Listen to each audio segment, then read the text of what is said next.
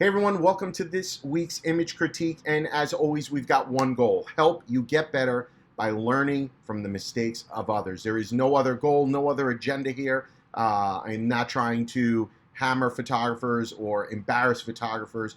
It really is about giving you constructive, honest, and direct feedback. So we've got 4 images this week that we're going to take a look at. Let's get started on these. And keep in mind, we've only got 2 minutes per image. So I'm going to do my best to keep it to 2 minutes. Rarely can I do that. I've already got buzzers going off. I haven't even started our critique.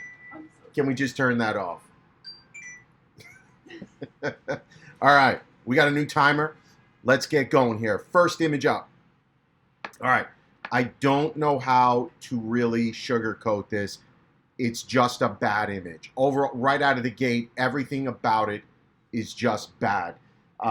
So if you're the maker, if you're watching this, if you're a wedding photographer and you're looking at something like this, this is, to me, what happens when you just shoot and you're not thinking about what you're doing.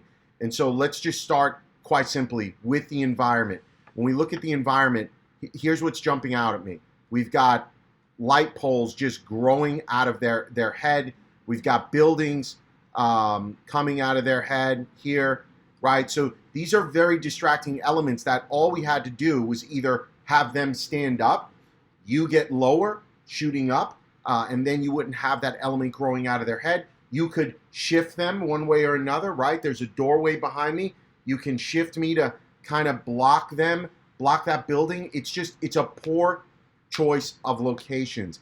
That is the problem here. And then you've just got, poles getting lost in here and here. It's just, this was a bad decision. So not only is that a bad decision, they are completely covered in weeds.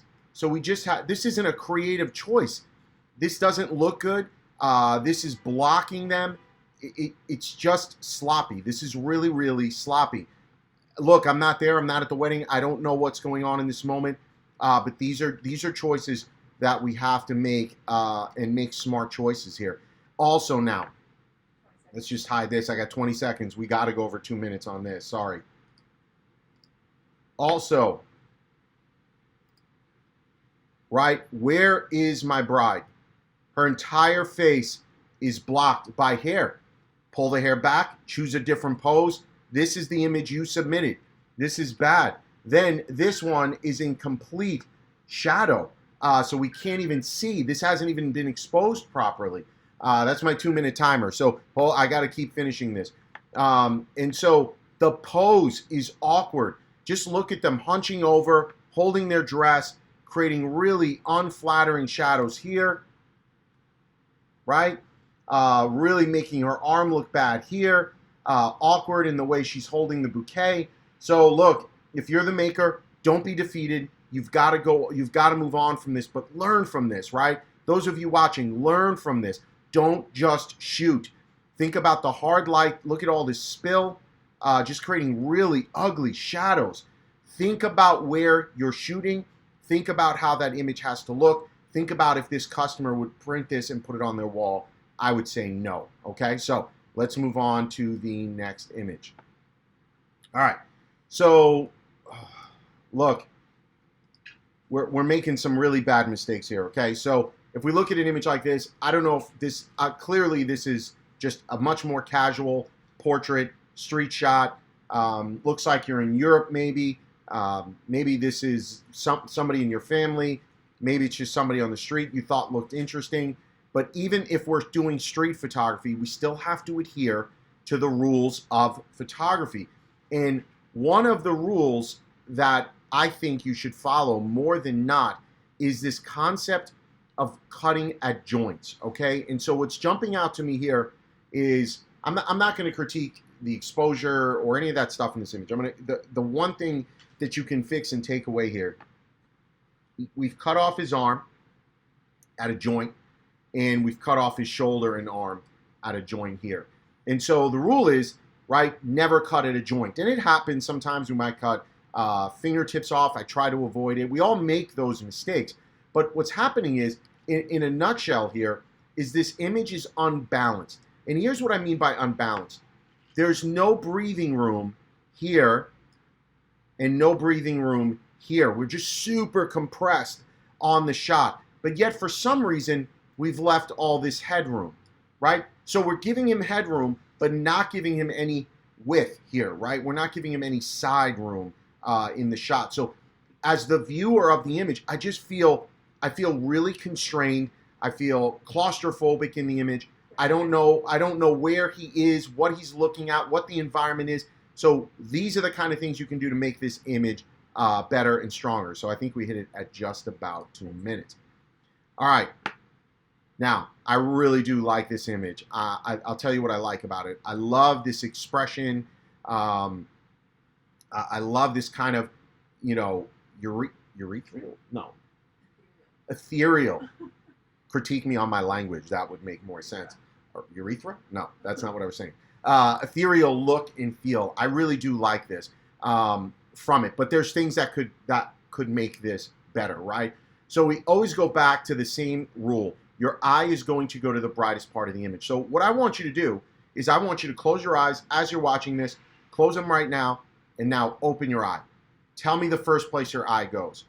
There is no way, if you're looking at this image, that your eye is not going right up here. There's no way. This is art, right? Your eye is going to go right to the brightest part of the image. It's just how it works. And I don't believe this is where you want to go. This is not a high-key shot. It's not meant to be. And so once you're there, you have to find your way to her, right, to really make your way into the shot.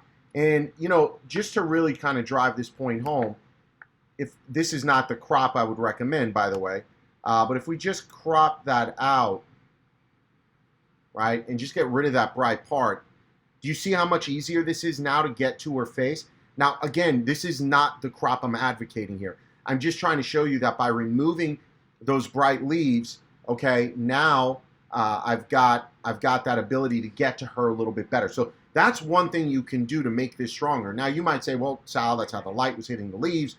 And you're right on all that. There's trees all around you. You are making a decision to shoot here. That's what you're doing.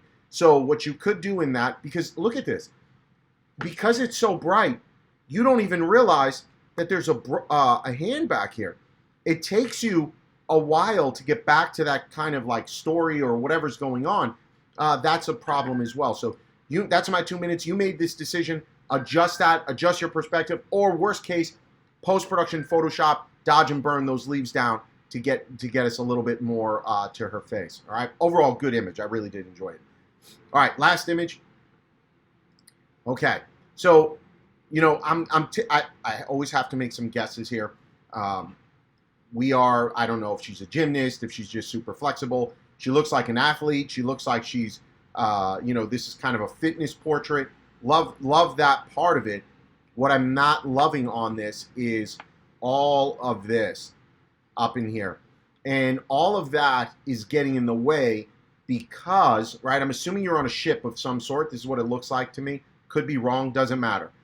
Here's what's happening, is this hard line just cutting right through her face.